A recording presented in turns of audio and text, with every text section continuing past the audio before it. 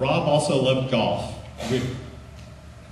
Rob and I were reintroduced to golf a long time ago by his mom, who took us out to her country club. And being young and athletic, Rob could hit the ball a mile. But it was always a mile in the wrong direction. Over the years, Rob and I have played golf all over the United States, had a lot of fun, and we always played for money. We always played usually for $1. And on a typical game, we would be pretty closely matched. And I would hit my drive, and I'd be in good shape out in the fairway, and then he'd slice it into the woods. And we'd go find his ball, and it'd be behind a tree. There'd be branches in the way, a lake, a sand trap, and I'd say, "You give up? Give me the bug." And Rob would give you that grin, and he'd say, "Huh." And of course, as you probably guess, he'd hit the ball and it'd go around the tree, through the branches, over the lake, land in the trap, roll out, and roll up onto the green. I lost so much money to that guy. So when I heard he was diagnosed with prostate cancer, I knew he was a fighter. And all of us, family, friends, even as doctors, were amazed at the fight that he put up. And his sharing of this with the hang gliding community, counseling pilots to get their PSA checked, resulted in at least 5 cases where pilots were found to have elevated PSA.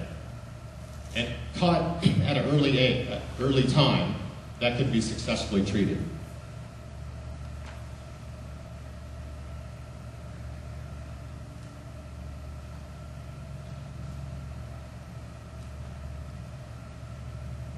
And of course, Rob loved flying.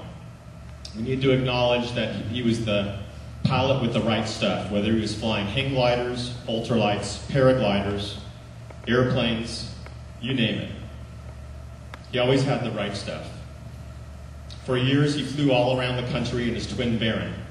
And last year, he was inducted into the Hang Gliding Hall of Fame. Rob's last day of golf on this earth was July 19th. I had come down to visit him because he was about to leave for Austria. And I couldn't believe how good he looked, and he said, "Let's go play golf." And this is a guy who'd been in the hospital a number of times, had brain surgery, and he looked great. And we went out and played just right up the road here at Green River. And it wasn't about $1, it was just about being in the moment and enjoying each other's company and enjoying being God's great outdoors. And that reminds me of one of the very many gifts I got from Rob. It took him getting cancer for me to remember and realize to enjoy being in the moment and to be grateful for every day. Over the last 2 years, Rob and I talked almost every day. And we'd always start out the conversation with, "We get another one." I had read a book, and the author's young daughter had woken up one morning and exclaimed, "We get another one." As in, we get another day. And I just was really struck with the beauty and simplicity of that statement. Each one of us has gifts that we've gotten from Rob like that. And I'm sure you all know what those gifts are. We're better people for knowing Rob. And if there's any doubt at all about what those gifts are, consider it all could have ended for Rob back on that lake in the float plane many years ago. And where would we all be if he hadn't have been in our lives? For a number of days after he passed away, I just couldn't say that little phrase. And then I knew that Rob would be very happy for us.